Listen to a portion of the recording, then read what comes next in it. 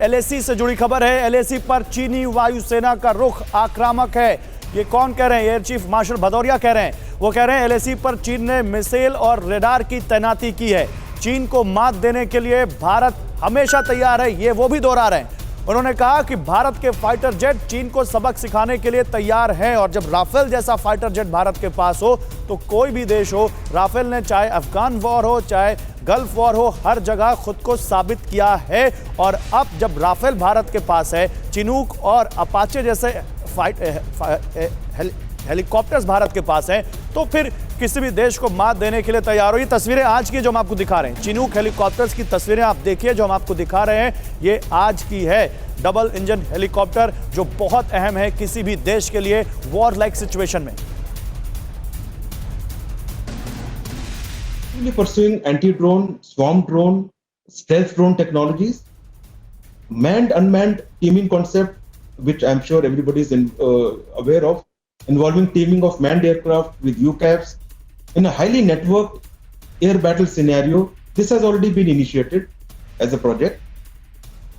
We are actively pursuing niche technologies in the field of space-based capabilities, data links, electronic warfare, artificial intelligence, big data handling, and all this to shorten the sensor to shooter loop and for making the targeting cycle highly responsive. Plus, these are areas that can generate disruptive or technological edge as you develop with respect to a particular adversary. Sumit, देखिए अब air chief marshal भी वही बात कर रहे हैं जो रक्षा मंत्री कह रहे हैं, यानी भारत हर मोर्चे पर तैयार है। लेकिन जो बात यहाँ पर ये कह रहे हैं एयर चीफ मार्शल कि यहाँ पर चीन ने आक्रामक तैयारी कर रखी है, रडार की तैनाती कर रखी है, वहाँ पर फाइटर जेट्स की तैनाती कर रखी है, तो यानी चीन बिल्कुल मौके पर है कि किसी भी तरीके से जब भी मौका मिले वो अपने नापाक मंसूबों को अंजाम दे। लेकिन भारत की तैयारी इतनी पुख्ता है कि वो कामयाब नहीं हो पा रहा है।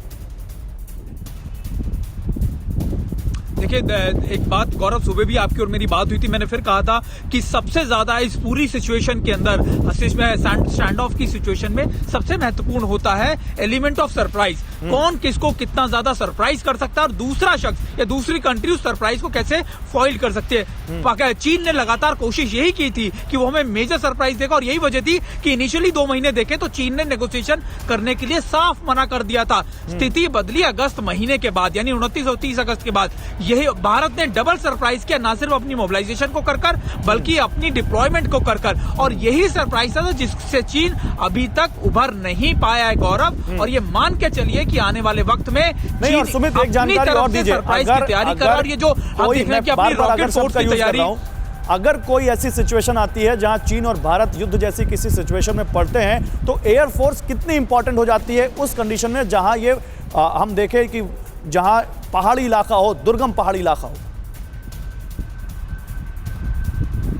देखिए गौरव, इतिहास में अब तक करीबन 70 सालों के अंदर जब भी एयरफोर्स का इस्तेमाल हुआ है हमें एज मिला है, चाहे वो कारगिल वॉर हो, चाहे 71 की वॉर हो, चाहे 65 की। एक 62 में हमने ना इस्तेमाल कर सबसे बड़ी गलती की थी, लेकिन उसके बाद ये बात समझी गई कि आपके लिए एयर पावर, एयर डोमिनेंस बहुत जरूरी है। करगिल में हमने ये देखा। उसके बाद अभी भी हम जब बालाकोट एयर स्ट्राइक की बात करते हैं या फिर हम बात करते हैं कि राफेल हमें किस तरीके से एज देगा, या फिर ट्रांसपोर्टर एयरक्राफ्ट या transporter helicopter, Chinook, Apache attack helicopters, ये हमें कैसे एज देंगे, यही है स्मॉल टेक्टिकल आपकी वॉर गेम। यानी जब आपको न्यूज़ टॉप 9 रोज सुबह 7 बजे और शाम 7 बजे सिर्फ TV9 भारतवर्ष पर।